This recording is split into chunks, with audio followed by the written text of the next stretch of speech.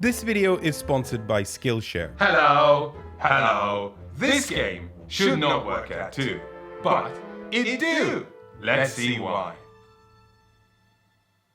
You want to make wasn't this very sketch long. a little longer? I think we're talking over each other. This isn't working. Libertalia Gales of Windcrest is just pure chaos. It's one of those games where you play a card with nigh infinite certainty that you're about to do something very smart, and then your friends do some absolutely nice words. And then you're like, why? Why is this my life? There's plenty of games like that out there, right? Your munchkins, your kittens that explode, your continuous lament that your friend decided to smush all of the expansions of Killer Bunnies together at midnight, and by 4 a.m. you wish you were anywhere else but this forsaken chalet in Christchurch where all time ceased to exist because you're in a perpetual state of looking for cards with carrots or whatever. Not to win, just to escape.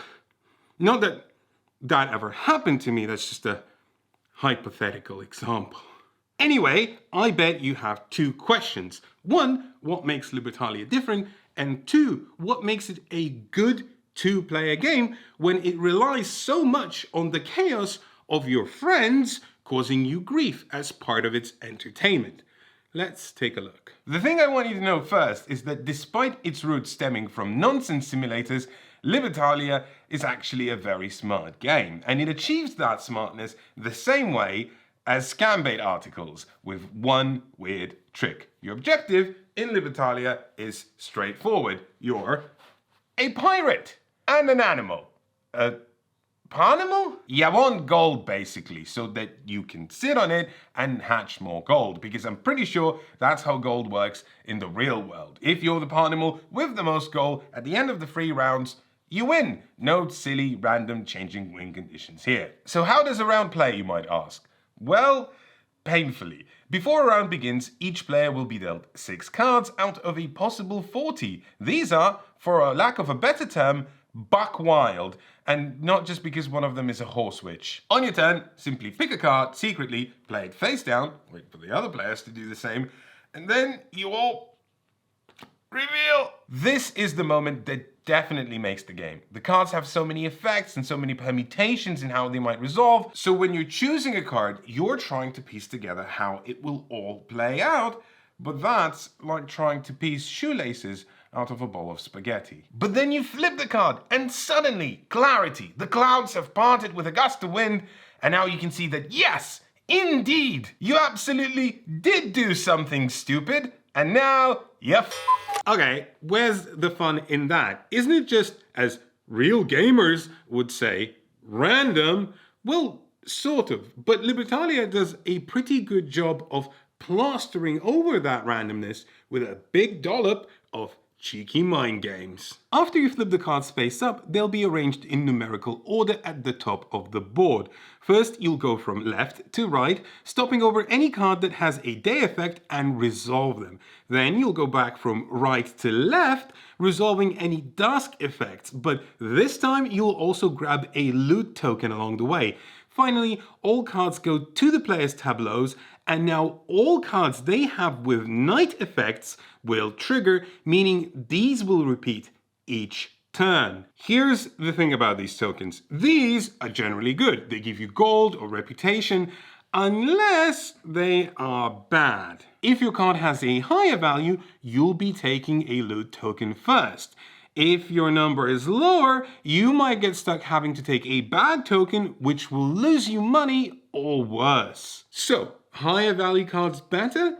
Generally, except many of the lower value cards have been designed specifically to punish the hubris of anyone who dares play a higher value card. Let's say that I am holding the Quartermaster. Existentially, I'm already stumped because I have no idea what this animal is even supposed to be. But mechanically, the puzzle is seemingly straightforward. There are 3 loot tokens available for this day. 1, a treasure chest, which gives me 5 money, and 2 relics, each of which lose me 3 money. Because the Quartermaster is numbered 36 out of 40, if I play the Quartermaster, there's a high chance that I'll be the first to choose loot tokens, meaning I can abscond with extra treasure, leaving my opponent riddled with pox.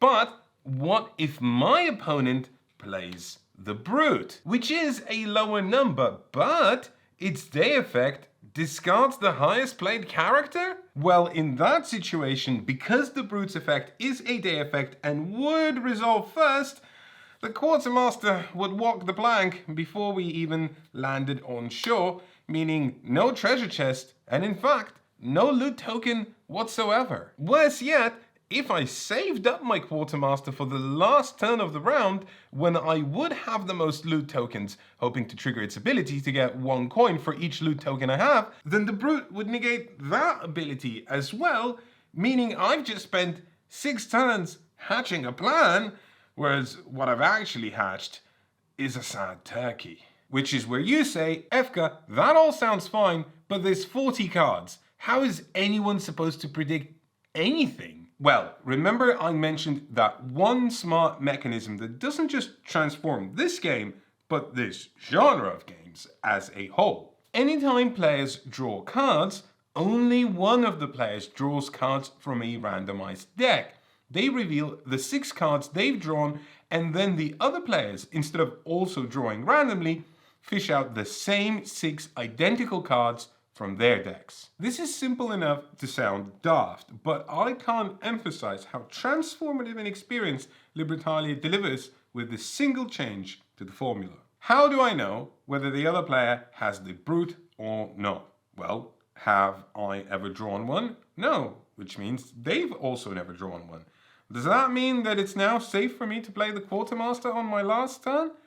That depends. Let me just scan the other 5 cards in my hand. Well, if I have the quartermaster, that means they also have the quartermaster, which means just like I want to play it on my last turn, they also want to play it on their last turn, which means they would get the same amount of gold as I did, which brings my gains to a net total of 0. Suddenly, the plan isn't to play your quartermaster, it's how to stop the opponent from getting gold with their quartermaster. Meanwhile, they are thinking the exact same thing, and they know that you're thinking the exact same thing, and then you're thinking that they're thinking that you're thinking about thinking. Then, if that wasn't enough, Libertalia takes it a step further by always leaving you with 2 cards at the end of the round, meaning you can carry that quartermaster over into the next round, or even the next round where there's more turns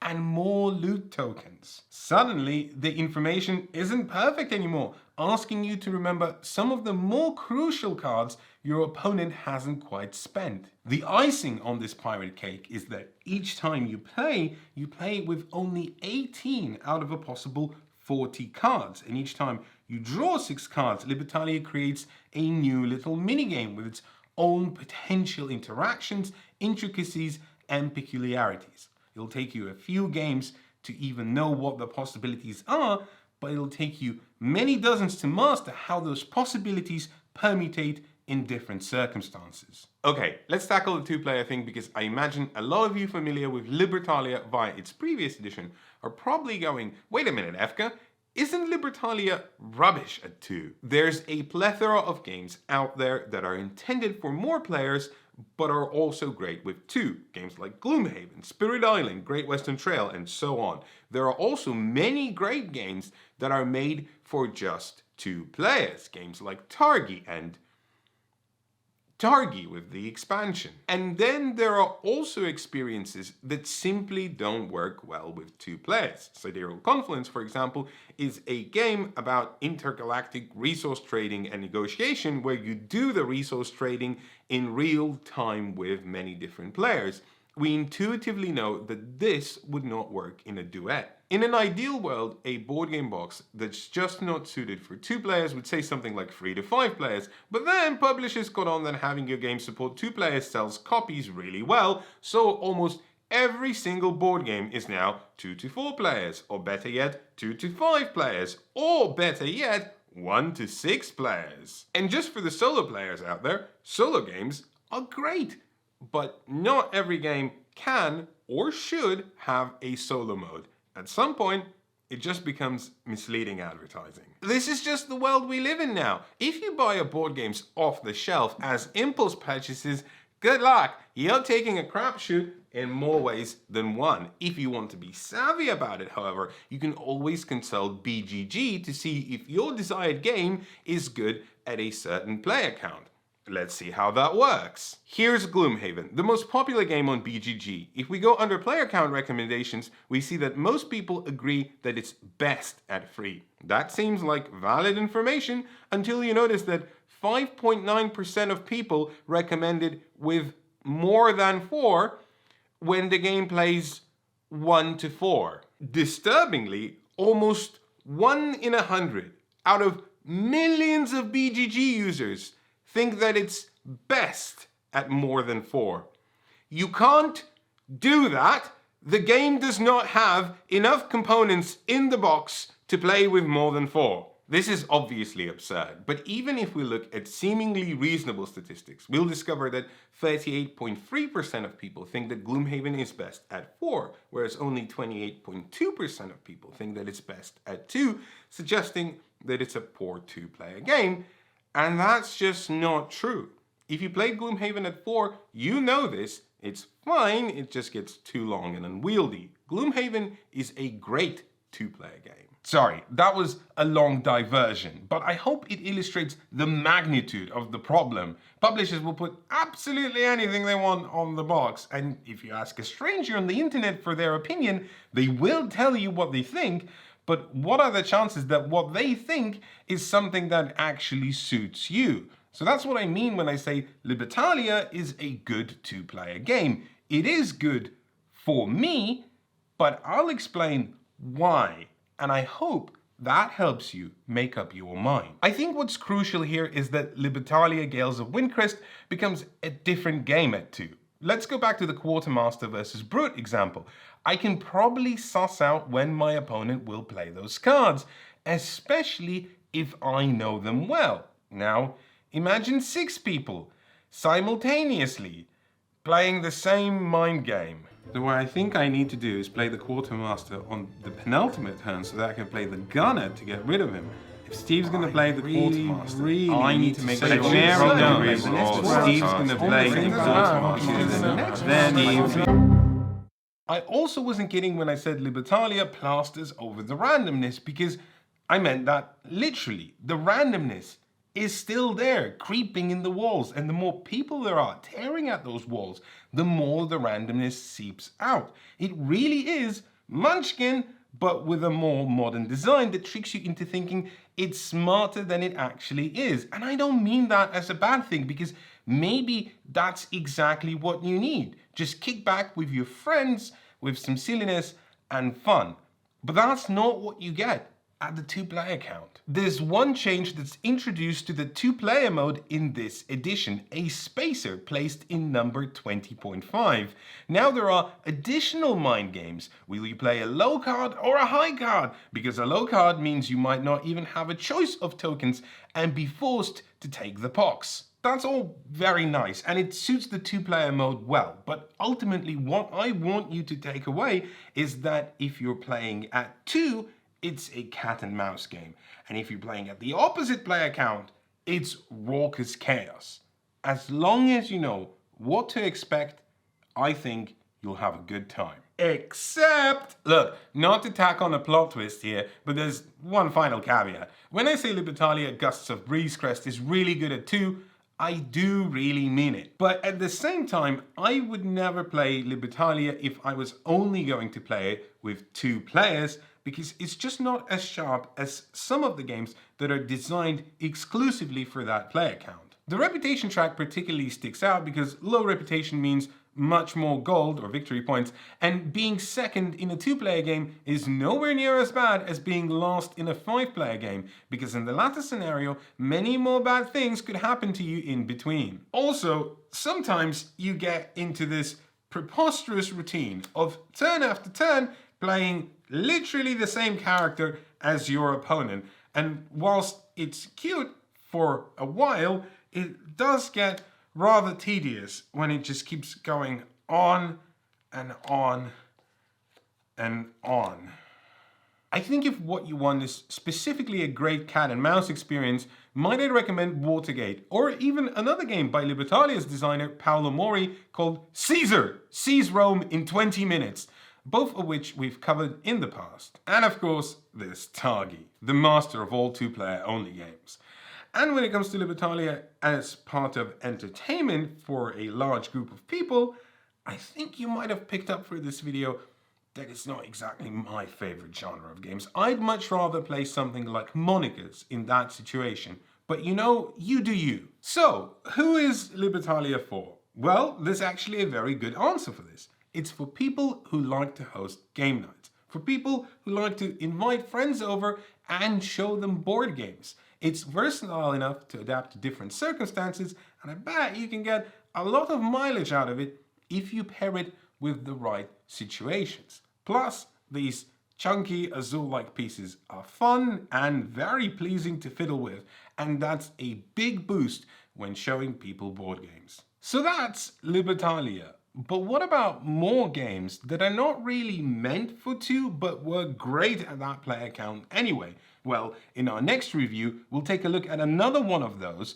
Post your guesses in the comments as to what it is, and I'll tell you the answer after a word from our sponsor, Skillshare. Skillshare is easily the best place on the web to just go and learn something, either because you want to learn something specific, or maybe frankly you're just bored and dissatisfied and decided that learning anything will make you feel just a little bit better. Pro tip, it does. If you've got a specific subject in mind, Skillshare has classes on a wealth of subjects like photography, illustration, interior design, cooking, and so on.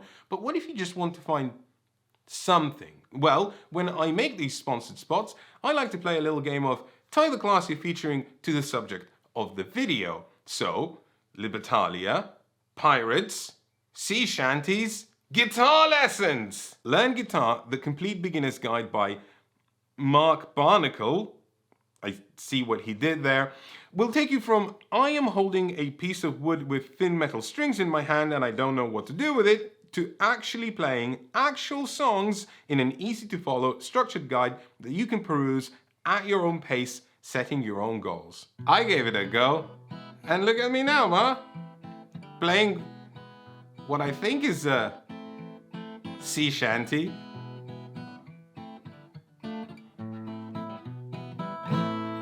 I actually knew how to play this when I was 14 and I never advanced beyond that level. But that's okay, that's the thing about Skillshare, that there's just no pressure. Learn what you like, how you like, when you like, however much you like. If you want to try Skillshare for yourself, I've got some great news for you. The first 1,000 of you to click the link in the description or the comment below will get a 1-month free trial of Skillshare so you can see for yourself what it's like.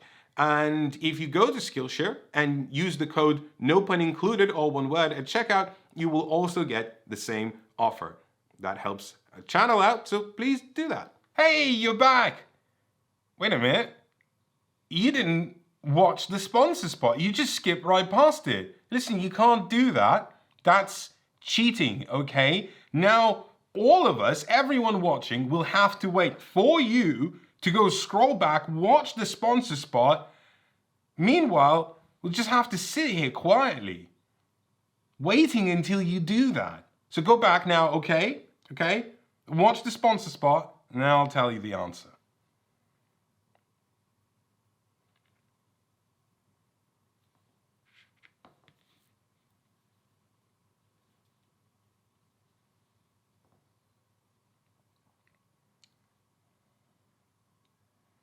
If you're playing with two, you might want to use the other side of the board, because there's different abilities for loot tokens here, and the one with the maps in a two-player mode works better if you're playing on the other side. So that's a pro tip that they've missed out on, because they have to watch the sponsor spot whilst the rest of us wait.